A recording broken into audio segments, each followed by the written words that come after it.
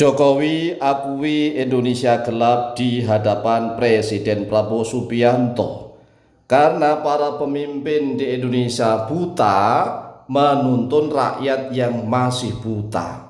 Tetapi yang disalahkan adalah rakyat. Mengapa rakyat memilih pemimpin-pemimpin yang masih buta?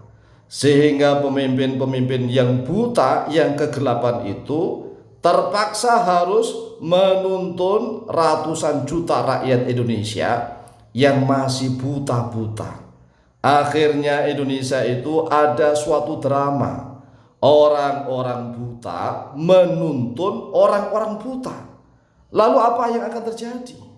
Pemimpin-pemimpin yang buta menuntun rakyat Indonesia yang jumlahnya ratusan juta rakyat yang masih buta. Pemimpin buta menuntun ratusan ribu rakyat yang masih buta. Tentu Indonesia akan semakin gelap, semakin gelap. Inilah yang harus diakui oleh seluruh rakyat Indonesia. Ayo, siapa rakyat Indonesia yang tidak mengakui bahwa Indonesia ini gelap gulita? Saya, Al-Fakir Mu'alim, siap diajak debat dimanapun. Mengapa? Karena mayoritas rakyat di Indonesia itu beragama Islam. Nah, yang namanya beragama Islam itu berkewajiban menuntut ilmu setiap hari. Namanya wajib itu kalau dijalankan mendapatkan pahala, jika ditinggalkan berdosa. Thalabul ilmi fardhatun ala kulli muslimin. Mencari ilmu itu fardhu, fardu, wajib atas setiap orang Islam, baik laki-laki maupun perempuan. Nah, kenyataannya di Indonesia yang sudah paham bahwa al-ilmu nurun, al-ilmu nurun, ilmu adalah cahaya. Rakyat Indonesia itu secara teori tahu bahwa ilmu itu adalah cahaya. Namun mengapa rakyat Indonesia itu malas-malas sekali kalau diajak mengkaji Al-Quranul Karim? Padahal mereka beragama Islam. Hampir di setiap kampung itu lahir cenger. Rata-rata mereka sudah dapat hadiah dari Allah. Mereka beragama Islam. Kenapa? Karena kedua orang tuanya beragama Islam.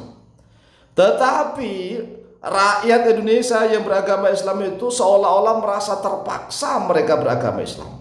Terpaksa beragama Islam, mengapa? Karena lahir sudah dipaksa harus beragama Islam. Nah, kalau orang yang merasa tidak terpaksa sebagai orang yang beragama Islam, tentunya akan rajin dan giat mempelajari Al-Quranul Karim dari sejak kecil. Nah, kita lihat Presiden Joko Widodo, kemudian Prabowo Subianto dan Gibran Rakabuming Raka. Tiga orang ini mengaku sebagai orang Islam.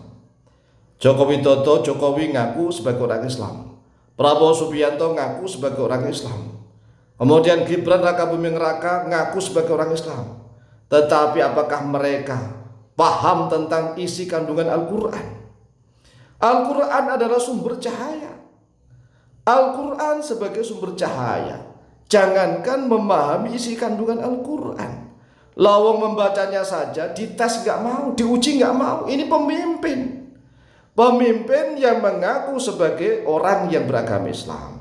Seharusnya ngasih teladan, contoh yang baik.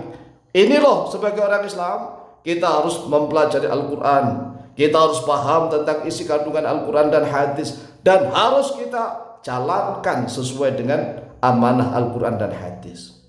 Harus ngasih contoh dan teladan. Indonesia akan menjadi baldatun thayyibatun wa rabbun ghafur. Nah, kenyataannya tidak.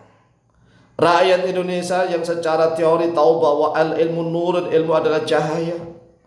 Namun sayang seribu sayang, cahaya seterang apapun tiada guna bagi orang-orang yang buta.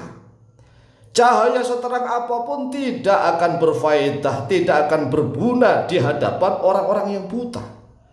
Jangankan hanya sekedar cahaya lampu listrik, bahkan cahaya matahari sekalipun tidak akan mampu menerangi orang-orang yang buta. Inilah penyebab Indonesia gelap gulita. Sehingga Indonesia menjadi gelap gulita. Siapa yang mengatakan Indonesia terang benderang? Lawang rakyatnya yang mayoritas beragama Islam masih kegelapan. Belum lagi diuji oleh Allah ekonomi yang semakin carut marut, banyak sarjana yang pengangguran. Masih mengaku Indonesia gelap gulita. Kalau seandainya para pejabat bisa menikmati harta kekayaan negara, nikmati saja, tetapi hati mereka buta.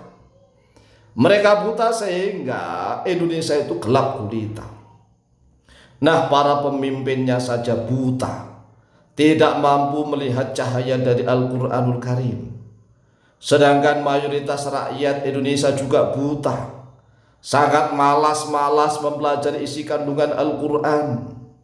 Akhirnya Indonesia dipimpin oleh orang-orang buta yang menuntun ratusan juta rakyat yang masih buta. Judulnya, orang-orang buta menuntun orang-orang buta masuk ke dalam jurang bareng-bareng. Inna lillahi wa inna ilaihi rajiun. Oleh sebab itulah sebenarnya pemimpin itu adalah cerminan dari seluruh rakyatnya.